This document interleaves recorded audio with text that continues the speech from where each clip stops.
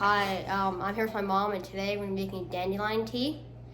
And you want to pick your dandelions in a pesticide-free area, because if you pick them from pesticides, you're basically drinking the pesticides.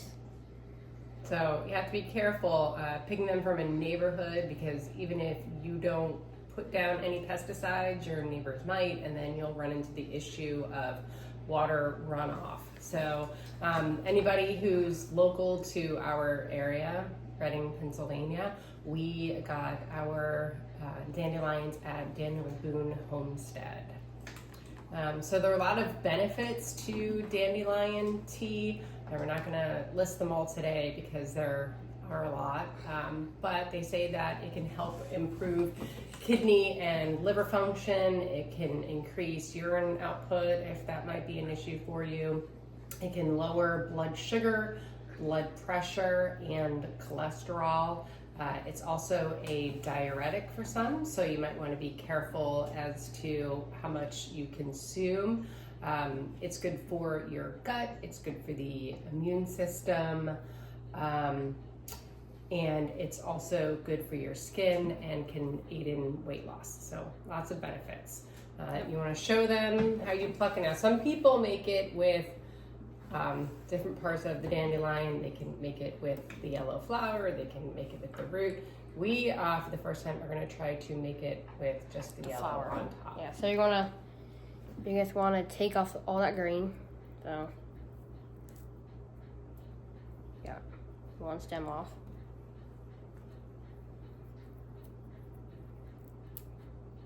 The other one off.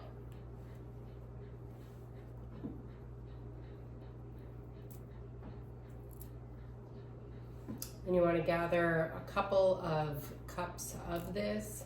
Although if you want to just make it by the cup, you can just use a couple of dandelion heads and steep it in water. But we're going to be trying to make a really big batch today. We're trying to get a lot of that green off. Yeah, so the green isn't bad for you, but it can taste a little bit bitter.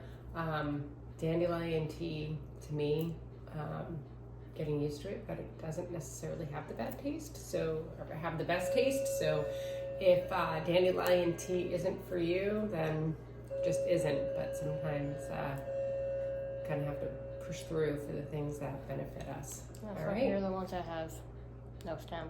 So next, we'll show you how you can boil it and steep it.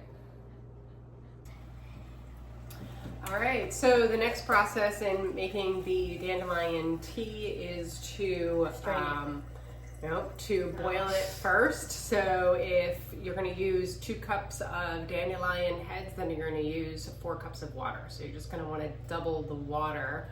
You're going to bring it to a boil, and then you're going to let it steep for 3 hours to overnight. We have let it steep overnight.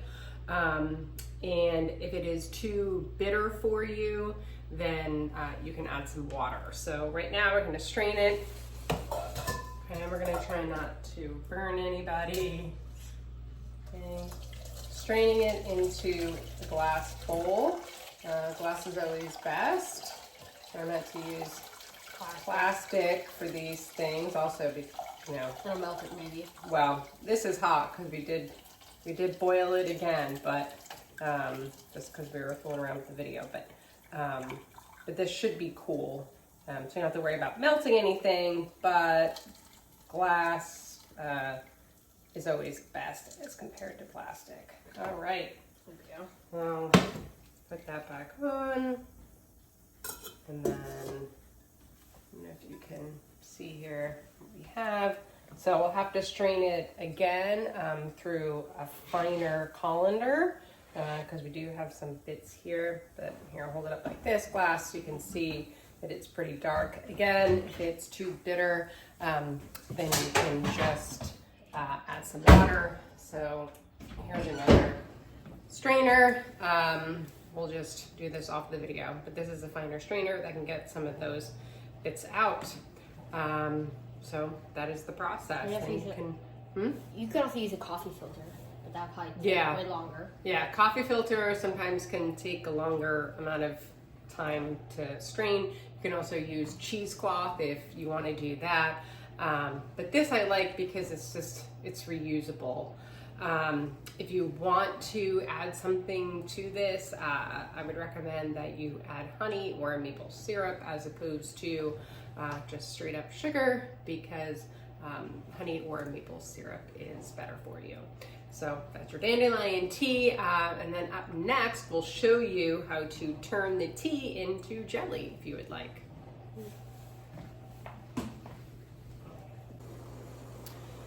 All right, so we've made our dandelion tea, and now we're at the point where we're gonna take a lot of that tea and make a jelly out of it. So we have 3 cups of the dandelion tea that is boiling on the stove. We are going to add an entire pack of pectin to it. I'll show you what we have used, sugar gel. So we like lower sugar things. And so you can buy pectin that is specifically made if you want to use less sugar in your recipes. If you're not going to use the full amount that the recipe calls for, then you need to buy this lower sugar pectin.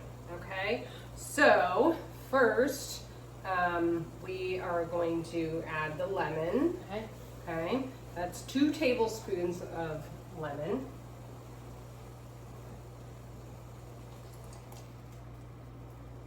Okay, and then we're going to add our pectin.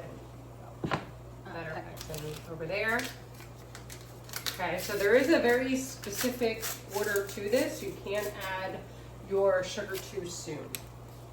Okay, so this is 1.75 ounces of pectin.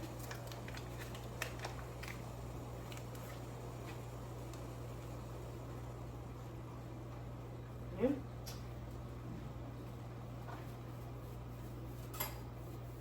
And we are going to let that come to a rolling boil.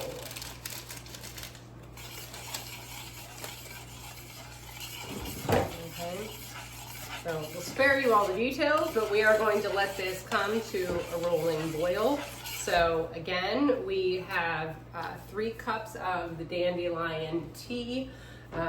We have a full box, which is 1.75 ounces of the low sugar pectin, which you're going to use if you're going to use less sugar in your recipe. And I say we have the 2 tablespoons of lemon.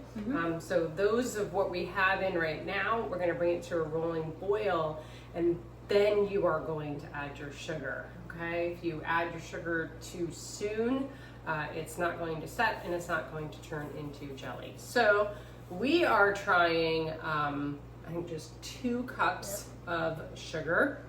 This recipe calls for 4.5 cups of sugar, but we're going to try it with just 2 cups of sugar. It is a brown color right now. The recipe does say that you should add yellow food coloring. We try to stay away from food coloring, and a lot of time it's just added to make things look prettier, but it's not necessary really to add it. So again, we're gonna bring this to a full boil. We are going to add our 2 cups of sugar, or the 4.5 cups if you would like. Let that boil for 1 minute.